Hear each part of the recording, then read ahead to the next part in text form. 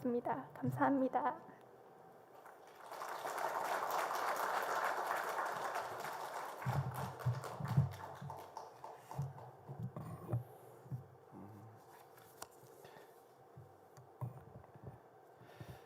그 사이 우리 성도들이 걱정하실까봐 우리 장소망 선교사님이 지난 여름에 터키를 다녀오셨습니다. 다녀오시고 거기에 전도하고 양육했던 형제자매들을 만나고 그리고 축복하고 그리고 이제 돌아오셨어요. 그래서 성도들한테도 얘기하면 또 걱정부터 하실 것 같아서 말씀은 못 드렸지만 저희가 통합 예배 전에 이렇게 열심히 할 때 그 기간에 우리 선교사님 또 아들, 딸 은우, 하선이, 왜 둘째가 하선이냐면 유복자입니다. 그러니까 아버지가 천국 가는 그때가 그 아이가 생일 직전에 며칠 뒤에 태어났는데 아이의 이름을 하선이라고 지는 거는 하나님은 선하시다. 그래서 하선이라고 이렇게 이름을 지었습니다. 우리 선교사님 말씀하신 대로 부끄럽지 않게 우리 김진욱 선교사님 만나자 이 말이 일부 예배 때도 제가 들으면서 전 솔직히 부끄럽습니다. 그리고 제 제자이자 또 친구자 동역자인 친구가 다시 하나님 앞에 저희들이 만나게 되는데 마음에 너무 이렇게 잘 살아야 되겠다 이런 생각을 갖게 됩니다. 오늘 이 시간 여러분 그냥 눈물만 흘리지 마시고 이따 설교 끝에도 말씀드리겠지만 11월 20일이 이주기입니다. 이제 순교한 이주기인데 그때까지 여러분에게 좀 도전을 드리고 싶어요.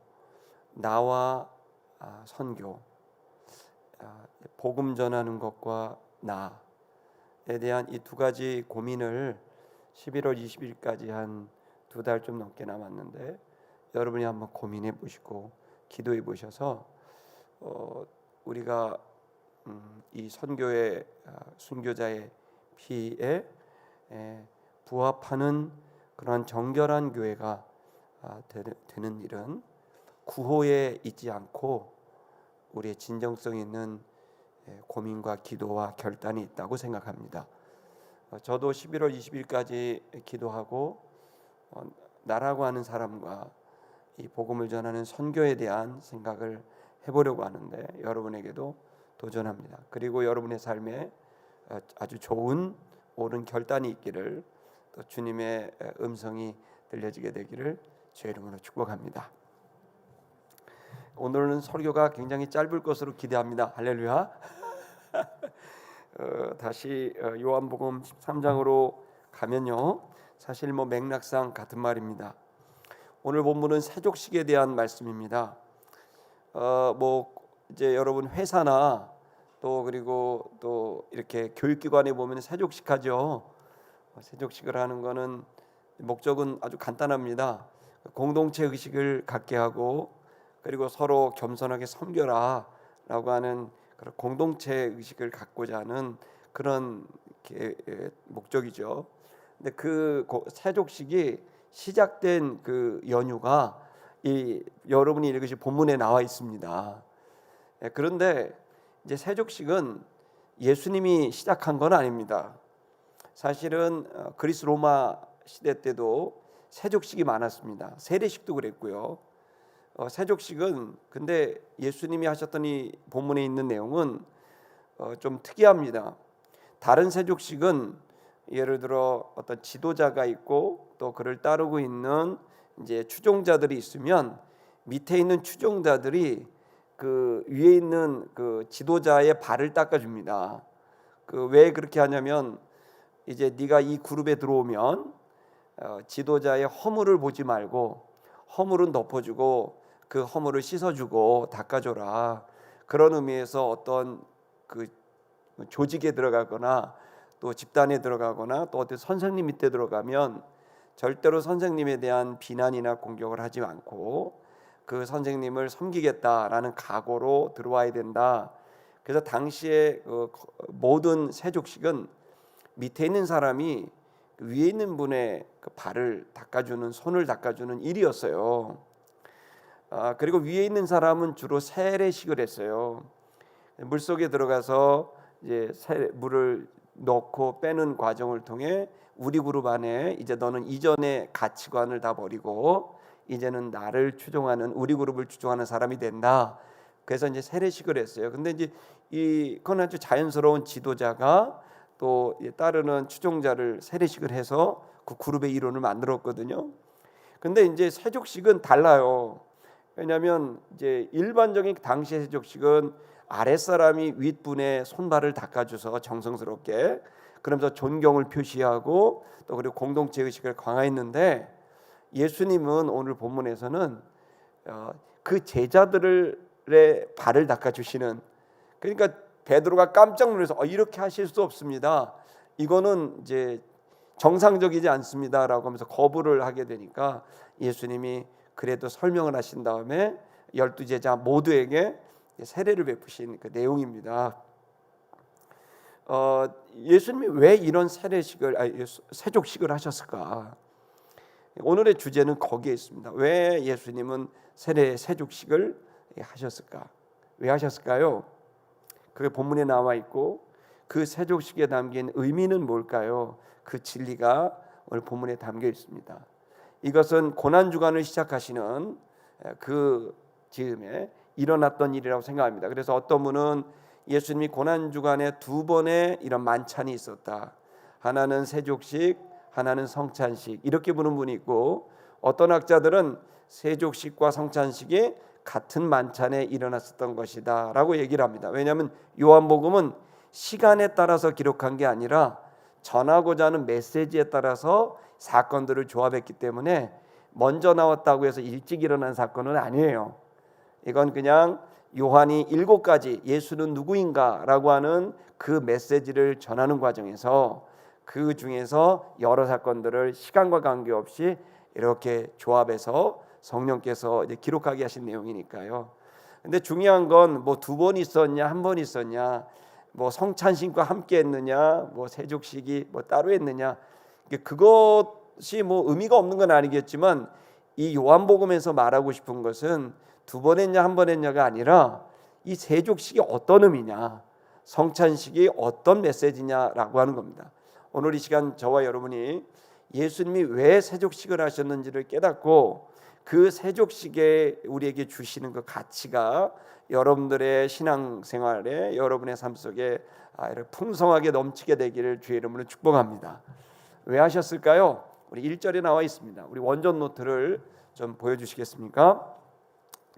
이 본문을 보면 예수님께서 사랑하셨다 이렇게 되어 있습니다. 한 문장에는 하나의 주어와 하나의 주동사가 있습니다. 그래서 이 문장은 그 한 명의 주어가 하나의 주동사를 통해 전하고자 하는 메시지는 이 주동사에다 들어가 있어요. 그러니까 이 1절은 한 문장인데요, 이 한 문장에서 가장 중요한 메시지는 뭐냐면 왜 세족식을 하셨냐? 사랑하셨기 때문입니다. 예수님은 사랑하셔서 세족식을 했다는 겁니다. 여기 사랑이라는 말이 아가파어입니다. 여러분 아가페라고 들어보셨죠? 그 아가페 사랑은 신적 사랑이고 무조건적 사랑이고 큰 사랑입니다. 자, 아가파어는 동사형입니다. 그러니까 예수님이 엄청나게 큰 사랑으로 이 제자들을 사랑하셨다는 거예요. 근데 강조하면서 앞에 2개의 구를 넣었죠. 끝까지라는 표현과 6월 전에라는 표현입니다. 무슨 의미입니까? 예수님이 이제 6월절, 이 6월절의 당일날이 시작하기 전에 일어났던 일인 것 같습니다. 자, 6월절에서 예수님은 더 사랑하셨다는 거예요. 예수님은 제자들을 항상 사랑했습니다. 그런데 6월절이 있는 이때, 예수님의 마지막 6월절, 그 6월절에 예수님이 십자가에 못 박힙니다. 자, 돌아가시기 직전입니다. 이때에 예수님께서는 특별히 더 이 제자들을 사랑하셨다는 거예요. 여러분, 우리가 평소에 사랑하지만 어느 날이 되면 더 사랑하지 않습니까? 그렇죠? 그리고 끝까지 사랑했다라는 표현의 의미가 있습니다. 왜 끝까지라는 표현을 뒀을까요? 여러분, 예수님은 아셨어요. 뭘 아셨냐면 예수님의 제자 중 한 명이 본인을 팔아먹을 것을 알고 계셨고, 예수님이 가장 믿고 또 그리고 늘 지지했던 베드로가 본인을 3번 부인하고 저주하고 도망갈 것 알고 계셨고, 예수님의 나머지 제자들도 십자가의 자리를 지키지 못하고 전부 부인하며 도망가게 되는 배신자들이라는 걸 아셨다는 거예요. 여러분, 우리가 좀 입장을 바꿔놓고 생각을 해보십시다. 여러분, 나를 배신하는 이 제자들 3년 반 동안을 전생애를 자기를 주었어요. 그야말로 이들과의 이 시간들은 예수님 모든 걸 준 건데, 이 마지막 순간에 예수님의 제자들이 어떻습니까? 네, 지금 이 배반하기 직전에 예수님의 제자들은 다른 성경의 기록을 보면 이제 예수님이 왕이 되면 자기들은 하나는 오른편에 하나는 왼편에 하면서 이제 정치적으로 이 사회적으로 자신들이 성공했다고 느낀 거예요. 아, 드림 컴 트루, 드디어 꿈이 이루어졌어. 예수님의 제자들도 그렇게 예수님이 진리를 가르쳐 주셨는데 그들의 생각은 세상과 똑같은 가치관이었던 거예요. 6월절에 이제 입성을 하시는 그 종려주일에 100만 명에서 300만 명의 사람들이 막 환호 치면서 이스라엘의 왕이여라고 부르짖게 됐을 때 제자들은 그것이 예수님이 십자가에 달려 온 인을 구원하는 그 사건에 관심을 둔 게 아니라, 제자들은 예수가 왕이 되면 난 뭐가 돼? 난 정말 드디어 이 가난한 이 사람들 11명은 갈릴리 출신이고 가룟 유다는 유다 출신이거든요. 이 가난한 이 사람들이 또 정치적으로 야망이 있는 가룟 유다 같은 사람들이 드디어 예수를 통해 내가 원했던 정치적인 꿈을 이룰 수 있어. 또 내가 그렇게 원했던 이렇게 무시당했던 어부 출신인 우리들이 이 중앙무대에 와서 성공할 수 있어 라고 하는 이 어마어마한 헛꿈을 꾸고 있었던 거예요. 이러한 자들에게 오늘 세족식을 통해 너의 마음이 높은 곳에 있는 너의 마음이 어떠해야 되는지를 가르쳐 주고 계시는 것이고, 그 세족식 속에 담겨져 있는 이 6월절이 너희의 성공을 위한 것이 아니라 온 인을 위한 희생이 담겨져 있다라는 사실을 알려주시기 위해 이 세족식을 준비하신 거예요. 여러분, 우리가 기독교의 가장 중요한 진리는 무엇입니까? 사랑으로 문제를 풀어가는 것입니다.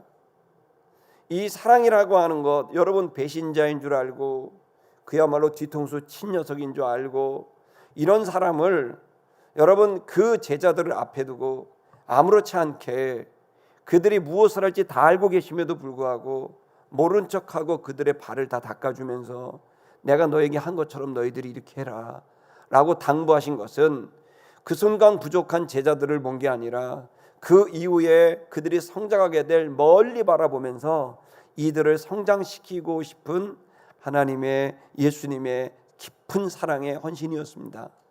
이 시간 여러분과 저에게도 하나님께서는 당장 여러분이 죄짓고 잘못하면 당장 몽둥이 들고 와서 때리고 이렇게 하시는 분이 아니라 끝까지 참아주실 거예요. 여기 있는 것처럼 예수님처럼 끝까지 사랑하실 거라는 거예요. 그러니 여러분 안심하시기를 바랍니다. 그러나 한 가지 생각해야 됩니다. 안심만 할 게 아니라 그 사랑에 담겨져 있는 우리를 향한 진정한 사랑, 우리가 온전케 되기를 바라시는 주의 사랑을 깨닫는 시간 되기를 축복합니다. 여기에서 예수님은 아셨다고 되어 있습니다. 뭘 아셨습니까? 때가 이른 줄을 아셨다. 그리고 자기가 아버지께로 돌아가야 될 때가 됐다는 걸 아시고 마지막이 됐다는 사실을 아시고 끝까지 사랑하셨다는 거예요. 여러분, 저는 이제 임종 예배를 자주 드립니다. 목회를 하다 보면 그럼 돌아가시기 직전에 성도들이 저를 부르면 이제 환자들을 만납니다. 중환자실까지 저는 이제 목회자기 때문에 잘 들어갑니다. 들어가서 보면 임종을 앞두신 분들이 하시는 일이 있어요. 그게 뭐냐면요, 임종을 앞두고 거의 대부분 자기하고 원수처럼 지냈던 사람, 나하고 불편했던 사람들, 그 사랑하는 가족들한테 미안하단 말을 꼭 하더라고요. 미안했다. 고마웠다. 그리고 마지막 뭐 할 것 같으세요? 사랑한다. 참 고맙다. 미안하다. 그걸 옆에서 지켜보면 얼마나 마음이 그런지 몰라요. 여러분, 지혜라는 게 뭡니까? 꼭 그때가 돼야 하는 게 아니라 지금 여기서부터 하는 게 지혜입니다. 여러분, 오늘이 마지막이라고 생각을 하면서 우리 기독교의 가장 중요한 것은 원수되고 어그러지고 하는 것들. 저도 오늘 이 말씀을 준비하면서 한 주간 이 본문을 준비하면서 이 메시지를 전해야 되는데 얼마나 마음이 어려운지, 저도 이렇게 마음이 싫어하는 사람이 제 속에 있어요. 죄송해요. 너무 꼴보기 싫은 녀석이 갑자기 나타났어요. 그래갖고 아니 안 왔는데 자꾸 사랑해야지. 그런데 또 미워요. 그래갖고 어제는 이 설교를 해야 되는데 이거 어떡하지? 이거 설교해야 되는데 어떡하지? 그러다 어제는 너무 고민하다가 아파버린 거예요. 하루 종일 아무것도 못 먹고 끙끙 앓다가 어젯밤에 제 처가 누룽지를 끓여서 겨우 먹었어요. 제가 1층에 거기 사택으로 쓰시던 방, 거기에 제가 거기서 직무하고 있는데 그 방에서 설교를 준비하고 올라오기 전까지도 마음이 하나님, 제 마음을 바꿔주셔야 설교를 담대히 합니다. 이 시간 저는 이 말씀을 제가 하고 여러분이 못하니까 이렇게 하세요가 아니라 이 말씀을 저에게도 선포하고 여러분들에게도 선포합니다. 살면서 원수가 없어야 됩니다. 미워하는 사람이 없어야 되고 그 사람들을 미안하고 용서하고 사랑하는 것이 우리가 가야 될 길이라고 믿습니다. 저는 이것을 우리 젊은이들에게 물려주는 우리 아비 세대들, 이 시티미션 교회는 잘난 교회가 아니라 사랑하는 교회가 되기를 바랍니다.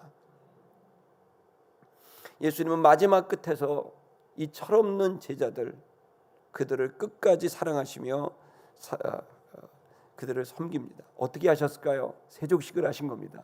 그 사랑을 세족식으로 주셨습니다. 자, 2절에서부터 4절을 좀 볼게요. 자, 여러분 2절에서부터 4절까지가 한 문장이에요. 너무 길어요, 문장이. 그래서 2절부터 여러분 보시는 이제 9절인데 혹시 방송실 4절을 한번 보여주시겠어요? 거기에 보시면 주동사가 거기 나옵니다. 네, 거기 나왔습니다. 여러분 보시는 거에 한 3분의 2쯤 내려오시면 거기에 예수께서 일어나라고 되어 있죠. 자, 여러분 이 2절부터 4절은 예수님이 일어났다라는 얘기를 하는 겁니다. 일어났다라는 표현이 뭘까요? 이건 앉았다 일어났다는 표현이 아니고 여기에 나와 있는 에게이로는 정신을 차렸다, 눈을 떴다, 의식을 가졌다, 생각을 모았다, 이런 뜻이에요. 그러니까 예수님이 일어났다는 것은 밥 먹다가 갑자기 예수님이 잡수시던 자리에서 일어나. 무슨 얘기예요? 식사를 잡수시다 갑자기 식사를 드시다가 딱 깨어나신 거예요. 그러면서 번뜩 생각이 된 거예요. 예수께서 저녁, 그리고 여러분 예수께서라는 그 위에 보시면 예수께서 저녁 먹는 중에 아시고, 즉 식사를 하시다가 뭔가를 알게 됐다는 거예요. 그래서 번뜩 일어난 거예요. 생각을 모은 거예요.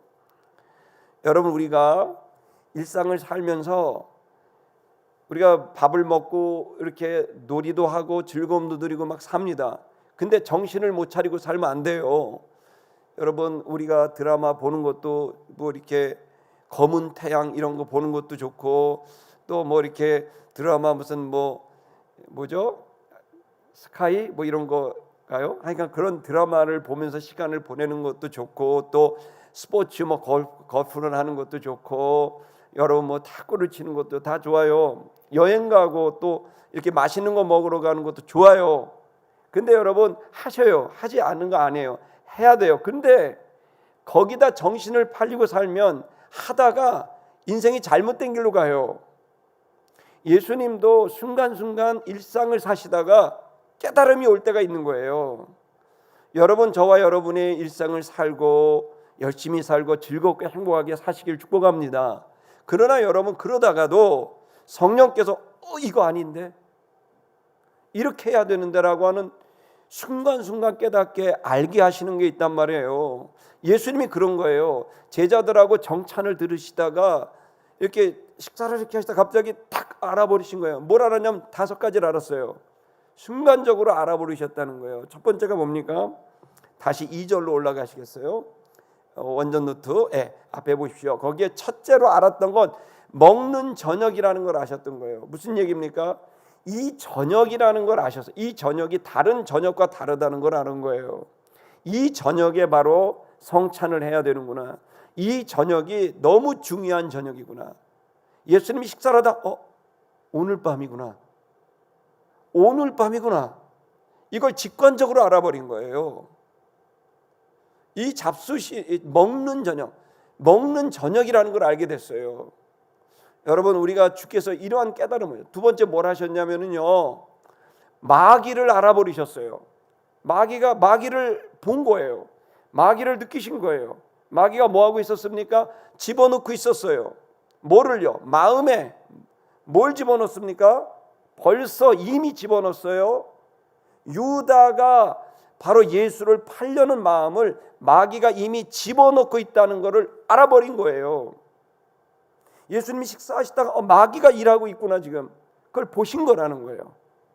성도 여러분, 이 시간 우리가 주님을 알고 이 아주 중요한 의미도 알지만 여러분들과 저는 천사가 있는 것처럼 마귀가 있다는 사실도 알아야 되고, 그 마귀가 안 좋은 마음을 집어넣을 수 있다는 것도 깨달으셔야 됩니다. 만약에 마귀가 정치에 들어가면 정치는 엉망이 되는 거예요. 마귀가 거짓과 반역의 영, 마귀가 경제에 들어가면 이 경제가 초토화되는 거예요. 이 마귀가 사상에 들어가고 교육에 들어가면 아이들이 마귀의 열매를 먹는 거예요. 마귀가 언론에 들어가면 순 거짓말하는 정론지필이라는 것이 다 사라지는 엉터리가 되는 거고, 마귀가 가정에 들어가면 가정이 깨지는 거예요. 마귀가 교회도 들어올 수 있어요. 예수의 제자에게도 들어왔는데, 예수님에게도 찾아왔는데 마귀가 들어올 수 있어요. 저 같은 목사에게도 마귀 들어올 수 있어요. 여러 성도 여러분에게도 마귀 들어올 수 있어요. 여러분, 우리는 밥을 먹다가도 이거 깨달음이 있어야 됩니다. 영적인 감각이 있어야 돼요. 영적 코마 상태, 무감각한 상태가 되면은, 무의식의 상태가 되면 안 돼요. 우리는 일상을 감사하고 누리고 열심히 살지만 순간순간 하나님의 역사와 마귀의 역사를 느낄 수 있는 영적인 감각이 저와 여러분이 있게 되길 축복합니다. 예수는 마귀를 봤죠. 그리고 또 뭘 봤습니까? 바로 하나님께로 돌아가야 되는 것을 알게 됐고, 그리고 본인이 하나님께로 왔다는 것을 알게 됐고, 그리고 하나님께서 나에게 맡기신 손을 맡겼다는 걸 알게 됐다. 이렇게 되어 있습니다. 여러분 보십시오. 예수님께서는 밥을 진지 드시다가 갑자기 아버지께서 나를 보냈지. 또 식사를 하시다가 내가 가야 될 때가 됐다. 또 식사하시다가 아버지께서 내게 손을 주셨다. 손이라는 게 뭡니까? 손은 우리가 어떤 일을 해야 되는 거거든요. 도구거든요. 그러니까 사명이고, 사명을 이룰 수 있는 능력이고 방편입니다. 예수께서 마지막 순간 인류를 위한 십자가의 죽음을 감당해야 되는데, 예수님조차도 굉장히 어려워하셨던 걸 여러분 잘 아실 겁니다. 그때 주께서 식사를 하시다가 나에게 손을 주셨다. 나에게 사명을 주셨다. 내가 이제 아버지께로부터 이 일을 위해 왔다. 그리고 내가 아버지께로 이제 가야 될 때가 됐다. 이제 내가 그 일을 해야 될 때가 됐다. 아버지께서 내게 손을 주셨다. 사명만 주신 게 아니라 할 수 있는 능력도 주셨다. 할 수 있다. 내가 십자가의 길을 가리라. 예수께서 그 밤에 그 결단을 순간적으로 깨닫게 하셨다는 거예요. 여러분, 저와 여러분도 이 깨달음이 있게 되길 축복합니다. 이 5가지의 깨달음은 참 중요합니다.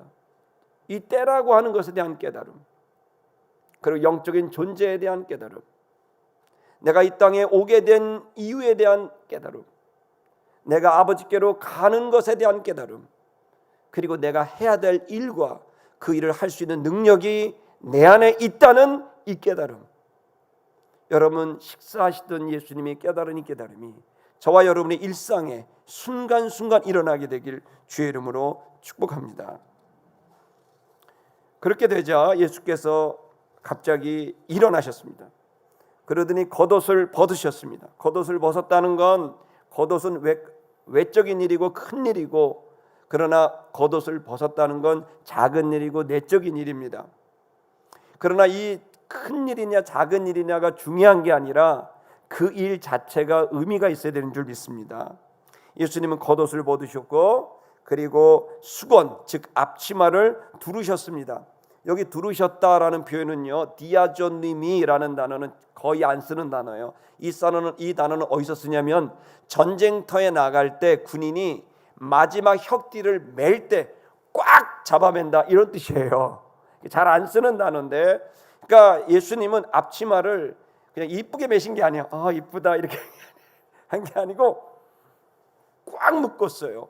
지금 이 일이 얼마나 중요한 것인가를 얘기하고 싶어서 꽉 매신 겁니다. 자, 단단한 각오를 갖고 허리에 두르셨습니다. 그리고 대야에 물을 담아왔습니다. 그리고 씻기시기 시작했습니다. 그리고 씻기신 그 발, 물이 묻은 걸 수건으로 닦기를, 여기 씻기시기가 두 번 나오죠. 위에 씻기시기는 더러운 걸 씻는 것이고, 아래 씻기시기는 물을 이제 닦아주는 겁니다. 물을 수건으로 닦아주는 겁니다. 단어가 전혀 다릅니다. 근데 그래서 예수님은 이제 시작하셨다는 거예요. 그걸 시작하셨다. 되게 중요합니다. 여기에 씻기셨다라고 하면 되는데 주동사를 시작하여라고 했어요. 알케라고 하는 것을 동사로 해서 알코가 되는데, 이 알코는 시작했다는 거예요. 자, 이거는 이제 예수는 온 인류를 씻기시는 일을 구체적으로 시작하셨다는 거예요.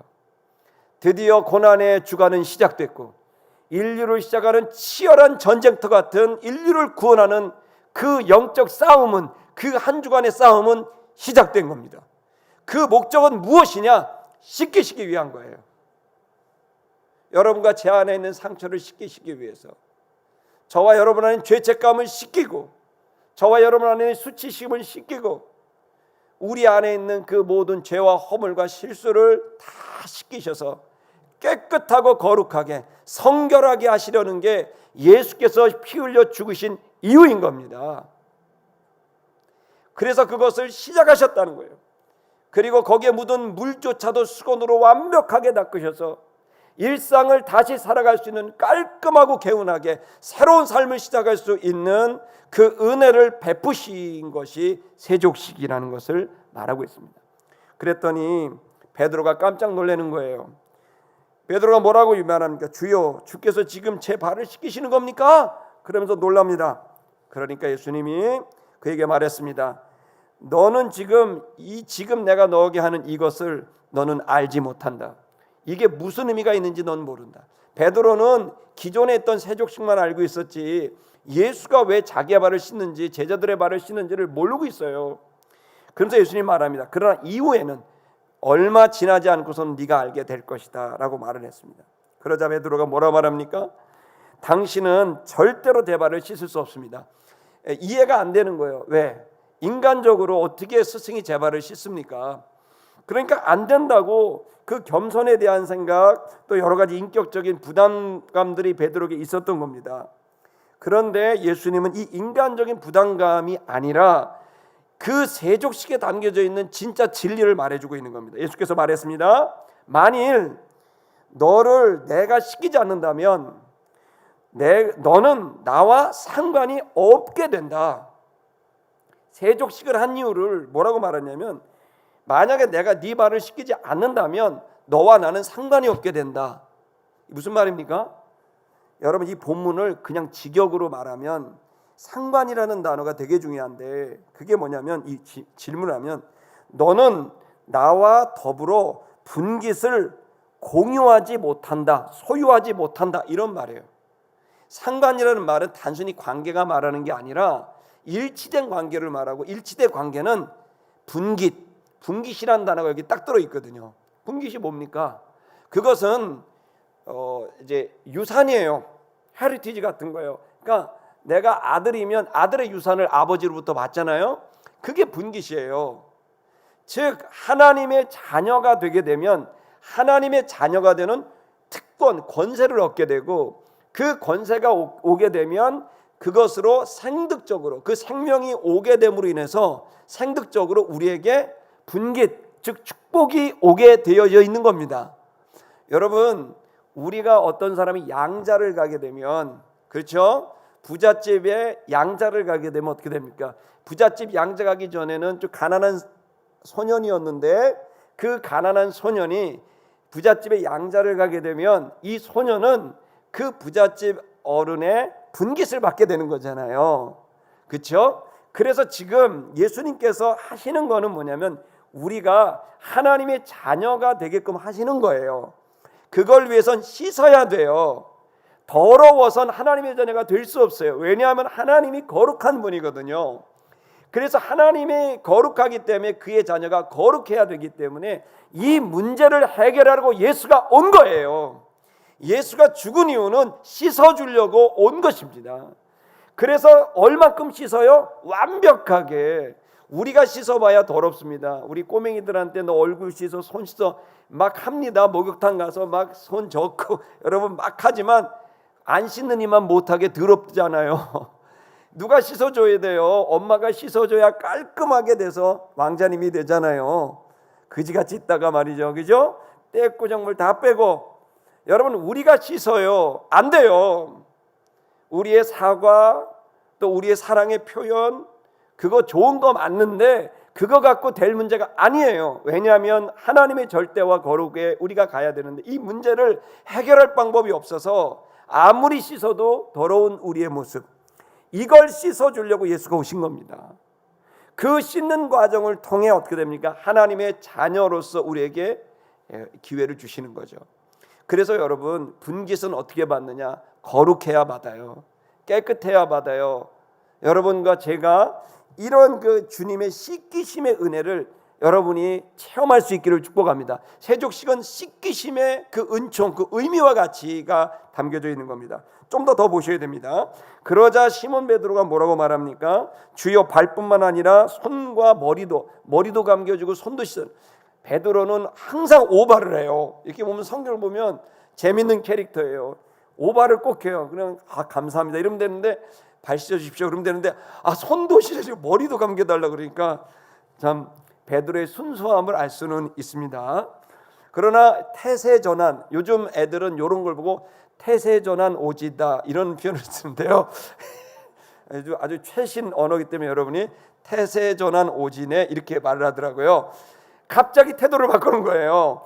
그 전까지는 절대 안 된다 그래놓고는 갑자기 태세전환하면서 뭐 머리까지 씻어달라고 얘기를 합니다. 근데 베드로가 지금 그렇게 되게 되자 그 예수님께서 말을 합니다. 이미 목욕한 사람은 발밖에 씻을 필요가 없다. 이미 목욕한 사람들은. 그리고 얘기를 하는 겁니다. 온몸이 그 사람은 깨끗해 있지 않냐? 너희는 깨끗하다. 그러니까 다는 아니지 않냐? 이게 무슨 얘기입니까? 여러분, 목욕을 하면 씻을 필요가 없죠. 손발만 씻으면 됩니다. 자, 그런데 여러분, 그래서 우리들은 기독교는 참 감사하게 온몸을 씻었다라고 하는 건 세례식과 연관을 가져서 우리는 이제 죄와 사망의 모든 죄가 그리스도 예수로 인하여 세례를 받음으로 말미암아 주와 함께 목욕한 것을 믿기를 축복합니다. 그래서 여러분, 새로운 예배당이 우리가 인테리어 할 때 저는 앞으로 세례식을 침례로 하려고 합니다. 그래서 아이들 수영장 겸 침례탕을 1층에다 만들고 세례식은 1층에서 침례로 진행하려고 합니다. 이유는 그냥 보도 되지만 우리가 목욕했다라고 하는 의미가 너무 큽니다. 온몸을 목욕하면 손발만 씻으면 됩니다. 맞죠? 자, 그렇습니다. 우리는 주님 안에 세례 받을 때 이제는 우리는 완전히 새롭게 된 줄 믿습니다. 그러나 그때마다 실수와 허물과 죄들이 우리 나오잖아요. 그때마다 손발을 씻듯이 씻으면 됩니다. 지난 2년 동안 코로나를 통해 우리에게 주신 놀라운 진리가 뭡니까? 씻어야 된다 아닙니까? 여러분, 씻어야 되는 겁니다. 그래서 여러분, 이 손발만 씻으면 되듯이, 그래서 구원파, 여러분 뭐 우리 잘 아는 구원파라는 거, 뭐 박옥수라든지 이런, 또 아니면 세월호를 일으켰던 그 뭐 그런 분들, 세모라든지 이런 분들은 전부 우리가 구원받았기 때문에 다시 회개할 필요가 없다는 새빨간 거짓말을 하는데, 성경은 우리가 목욕을 다시 다 씻었지만 그 더러우는 순간순간마다 회개하면 된다. 하나님 아버지, 제가 왜 이런 생각을 갖나요? 하나님, 이런 말을 하면 안 되는데요. 하나님, 내가 이런 행동을 하면 안 되는데요 하면서 순간순간 여러분 손발 씻듯이 여러분의 영혼을 씻을 수 있는 저와 여러분 되시기를 축복합니다. 자, 그리고 또 하나는 뭐냐면, 우리 개인도 그렇지만 다른 사람들, 즉 공동체 안에 씻겨진 사람도 있지만 씻겨지지 않은 사람도 있다는 것을 말하고 있습니다. 첫째는 우리의 인격 안에 우리가 목욕받았지만 씻겨야 될 부분이 있는다는 것, 그 개인의 성결이라면, 두 번째 의미는 우리 공동체 안에, 가족 안에 이미 깨끗하게 된 사람도 있지만 가룟 유다와 같이 깨끗하지 못한 사람도 있다는 것을 말하고 있는 겁니다. 그래서 교회의 지도자들은 너무너무 중요한 거예요. 그런 분들을 설득하고 그분들을 양육하고 그분들을 이끌어가야 될 책임이, 제자를 양육해야 될 책임이 지도자들에게 있는 겁니다. 여러분, 우리는 하고 싶지만 잘 안 돼요. 여러분, 목사도 이렇게 하고 싶은데 잘 안 되는데, 여러분 일반 성도님들은 일상을 살면서 얼마나 어렵겠어요. 그게 너무 어렵거든요. 거룩과 성결을 이루며 산다는 것이. 그러니까 한편으로는 이해가 되고 이 불가능해 보이는 이 일을 도전하는 여러분들을 보면서 기도밖에는 나오지 않는 거죠. 그러나 그럼에도 불구하고 우리는 이 세상에서 본질적으로 구속 곧 죄사함을 얻은 자들이기 때문에 이미 목욕을 받았으니 여러분 이 구원의 확신을 갖고 살아가기를 축복합니다. 다만 순간순간 일어나는 더러움들은 씻어나가면 됩니다. 마찬가지로 우리 교회 안에서도 여러분 이렇게 목욕을 한 사람처럼 깨끗한 성결을 이루어가는 귀한 성도들도 있지만 그렇지 못한 성도들도 있는 거예요. 이 순간 이 설교를 들으면서도 속으로는 죄짓고 싶은 계획을 하고 있는 사람도 있을 수도 있는 거라고요. 근데 그걸 뭐라고 하지 않을게요. 왜냐하면 예수님도 그들의 발을 씻겼거든요. 이 밥을 먹을 때 팔아먹을 생각을 가지는 가룟 유다의 그 더러운 발을 씻겼다고요. 배반하고 거절하는 이 베드로를 그 발을 씻겼다고요. 너 이거 내가 꼭 씻겨야 돼. 안 씻기면 너 나하고 상관없어. 너 이 분깃을 얻지 못해. 그러면서 뻔히 아시는데도, 배반할 걸 아시는데도, 등에 칼을 꽂을 것을 아심에도 그들의 발을 씻었단 말이에요. 여러분, 교회 안에는 이런 자들이 있고, 그러나 그들이 살아있다는 건 기회가 있다는 겁니다. 아멘. 그들이 살아있다면 바꿔질 수 있는 것이고 그들이 새로워질 수 있다는 믿음을 갖고 우리가 그들에게 기회를 주고 격려하고 설득해야 될 줄 믿습니다. 여러분, 그것은 이제 마지막 구절에 11절에 말하는 거거든요. 자기를 팔 자가 누군지 알고 계셨기 때문이다. 그래서 하신 것이다. 다 깨끗이 아니하다라고 말씀하신 것은 한 개인의 연약한 뿐만 아니라 공동체에 연약한 자들이 있음을 말해주고 있는 것이다. 오늘 이 시간 여러분, 우리들은 이 세족식이 인간적인 어떤 겸손을 표현하는 것으로만 이해하시면 안 됩니다. 그것 포함됩니다. 우리 겸손해야 되겠죠. 그래서 우리가 세상의 나라는 아랫사람이 윗사람을 씻어주지만 하나님의 나라는 윗사람이 아랫사람을 씻어주는 거예요. 모든 관계는 윗사람이 아랫사람을 잘 봐주기 때문에 유지되는 게 아니에요. 모든 관계는 아랫사람이 윗사람을 참아주기 때문에 유지되는 거예요. 저희 아들이 이제 청소년 때 사고 좀 쳤어요. 많이는 안 치고요. 이제 가끔 쳤는데 막 어쩔 때 제가 제일 그냥 부해가 났을 때가 이제 마포경찰서를 전화고 하고 형사가 거기 갔어요. 안 들어야 될 텐데 이거를 우리 아들이 갔더니 그냥 친구를 한번 때렸나 봐요. 근데 갔더니 막 조사를 받고 있고 그래서 제가 이제 인상을 쓰면서 야 민중아 지금 아빠 그만두고 싶다. 막 이런 식으로 제가 좀 극단적으로 좀 충격을 받으라고 제가 이제 얘기를 했어요. 나 진짜 아빠 진짜 집 나가고 싶다.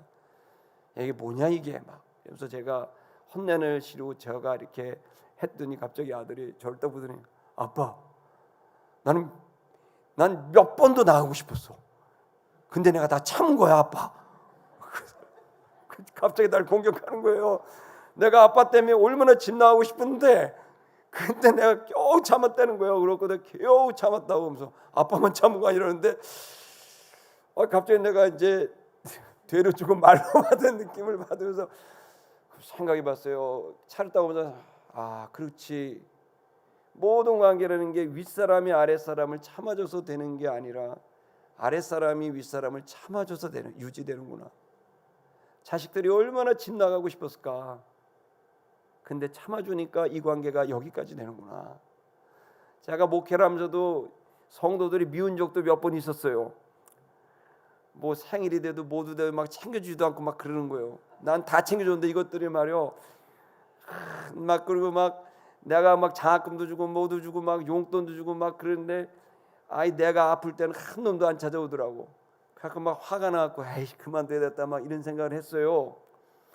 근데 말이에요. 생각을 해보니까 성도들하고 얘기해보고 있어요. 내 안에서 어떤 성도한테 내가 정말 그만두고 싶은 생각이 막 생긴다고 막 그때는 몸도 안 좋고 정신적으로 또 제가 갱년기가 왔었어요.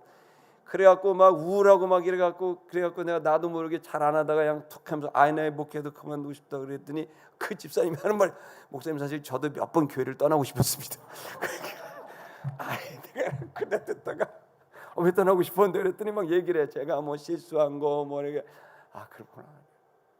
여러분 사실은요 하나님의 나라의 눈으로 딱 보면은 윗사람이 아랫사람을 섬기는 게 맞는 거예요. 그래도 되는 건 아랫사람이 늘 참아줬고 자식들이 여러분을 참아줘서 지금 견디는 거예요. 내가 너 괜히 낳았다. 거꾸로요. 당신 같은 아버지 엄마를 내가 둔 게 내가 다른 사람 바꾸고 싶다 이런 생각을 할 수 있는 거예요. 이런 성도가 있냐고. 내가 당신들 같은 성도라고 목회 못해. 아니에요. 당신 같은 목사 때문에 내가 얼마나 힘든 줄 아냐고. 여러분 예수님이 주신 건 겸손은 억지로가 아니에요. 당연한 거예요. 윗사람이 아랫사람을 섬기는 건 그것이 고맙고 감사하기 때문입니다. 예수님이 사랑하셨기 때문에 발을 씻기신 거 대단한 일을 하는 게 아니라 당연한 일이고 그들을 섬겨줬을 때 그들이 결국 고맙게 엉터리 같은 제자들이었지만 마지막에는 십자가에 거꾸로 못 박히면서 죽으면서까지도 예수를 거부하지 않았던 위대한 사도 베드로가 되지 않습니까? 사랑의 결과입니다. 우리가 지금 교회에서 집중해야 될 일은 그 사람들의 허물을 들추는 게 아니라 세상은 허물 들추지만 교회는 허물을 닦아주는 겁니다.